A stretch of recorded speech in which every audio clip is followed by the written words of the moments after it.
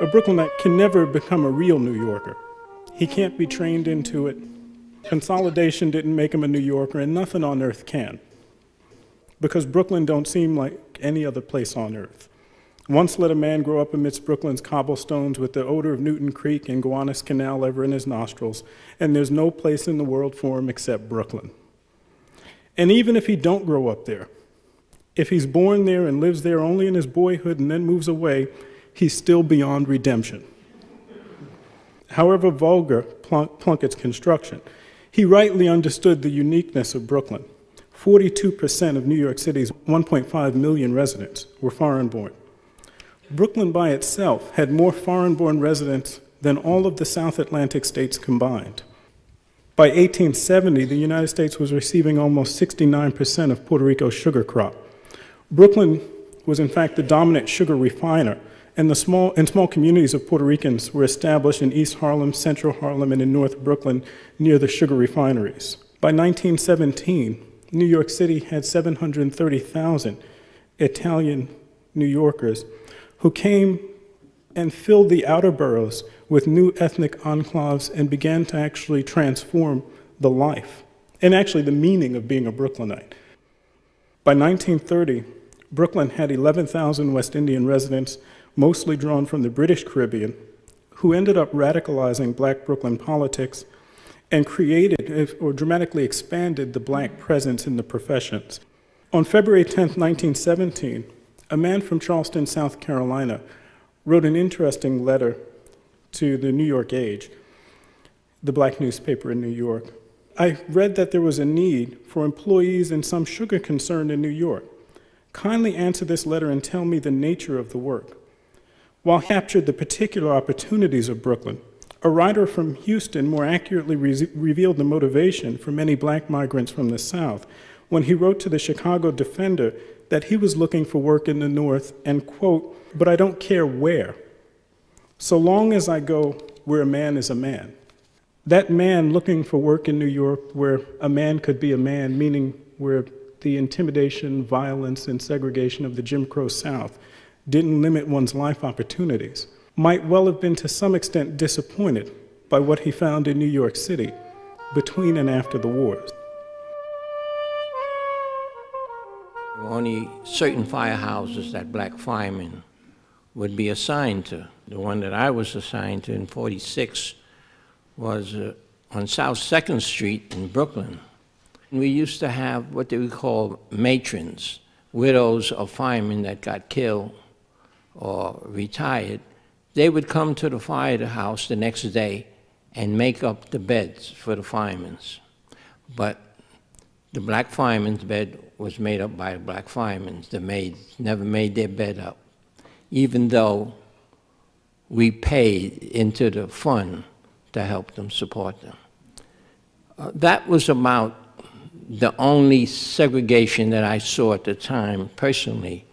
When we went to fires and when we worked, we all worked together as a team. When I was denied the scholarship to Cornell because I was colored in 1932, that was the year I graduated from high school, my father rejected a scholarship to Hampton Institute, which is in Virginia, because my father had walked from Georgia to Pennsylvania. So when I was offered this scholarship to Virginia, he said no child of his, especially a girl child, was going back to the South, because he never returned to the South after he walked away from Georgia. I live in South Carolina. That's where I was born and raised.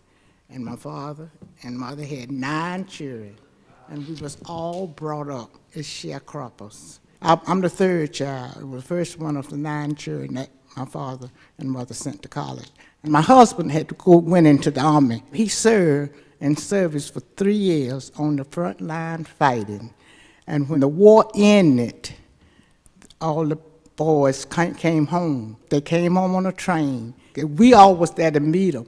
The sheriff of that time, he come out. When he come walking with his guns on his shoulder, on his hips, walking, and when he got there, he said, "Listen, boys, I want to tell you all one thing. Ain't nothing changed since you all left. Everything is the same.